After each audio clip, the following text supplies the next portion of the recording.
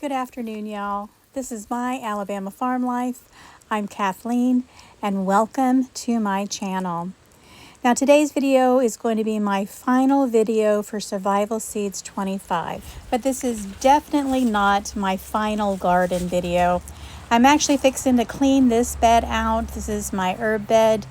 I planted some seeds, nothing came up, so we are going to go ahead and go to Lowe's, buy some cabbage and Brussels sprouts and see if I can find some broccoli and whatever else we can find to grow in these beds.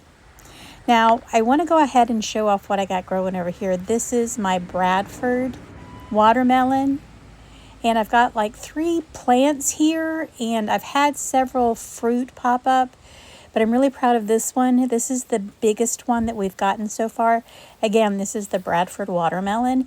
It's a very thin-skinned watermelon, but it's very sweet. So we're just going to let this grow until we can't get it to grow no more. Now, in this bed next to my watermelon, I've got some bok choy growing. I actually had 3 plants that did come up.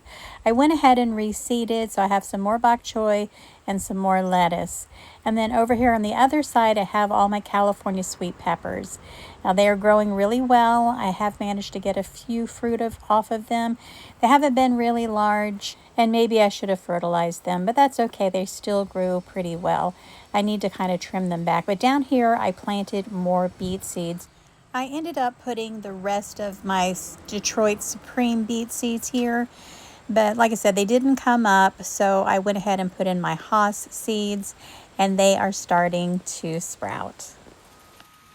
I also have to remind you that I had kidney beans also growing in this bed, but I pulled the one plant that grew, and I have the seeds out to dry, or the kidney beans are drying, because you can eat them, but what I'm going to do is save them and plant them for next year. So guys, that's really it for my survival seeds. There are no more, everything's done. But I do want to show you what I still have growing in my other beds. Now these are peppers, they're just Bonnie peppers and some basil. My daughter-in-law has been growing these all summer, and we have had just a wonderful harvest of peppers off of them. In fact, she just trimmed them back and we're still seeing fruit. So we have a lot more peppers to go before they're done. She also has her strawberries planted down here. We've got them covered up. They managed to survive the drought, although we did lose a few of the plants. But I've been trying to keep them watered every day. And we're waiting for them to go dormant, and then we're going to mulch them and hope for a beautiful or wonderful harvest of strawberries come spring. But my pride and joy right now are my fall squash. Now these are yellow hookneck squash, and they have just gone crazy. I've been trying to keep them watered really well. I've got blossoms all over the place. And if you can see down in this mess of green leaves, there are plenty of squash for us to harvest. I actually pulled 2 the other day, and my daughter-in-law cooked one of them up with onions and seasonings, and they were absolutely delicious. I think this is something that I'm going to do on the regular. We are going to grow fall squash. It seems like we have a longer fall than we do a spring, and they have just been a joy to grow, and they are so beautiful.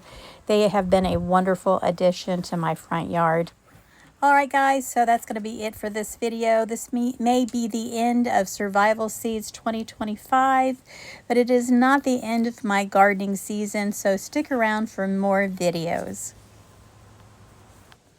You guys have a blessed and joyous day, and I will see you on the next one.